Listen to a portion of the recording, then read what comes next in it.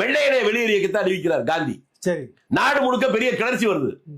அந்த நேரத்துல 43ல சேலத்துல ஒரு மாநாடு போடுறாங்க. அந்த மாநாடுல தான் திராவிடர் கழகம்னு பேர் வைக்கிறாங்க. அதுல ஒரே ஒரு அரசியல் தீர்மானம். அந்த தீர்மானம் என்பது பிரிட்டிஷ் ராணிக்கு வேண்டுகோள். அந்த தீர்மானத்துடைய வாசகத்தை வார்த்தை மாறாம சொல்றேன். இந்த மாநாடு மேன்மை தங்கிய பிரிட்டிஷ் ராணிக்கு ஒரு வேண்டுகோளை வைக்கிறது.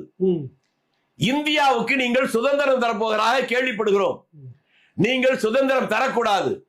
அப்படியே தருவதென்றாலும் சென்னை ராஜதானிக்கு தரக்கூடாது.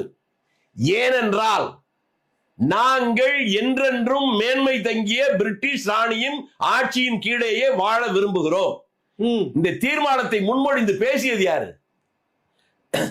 யார் பேசுனது?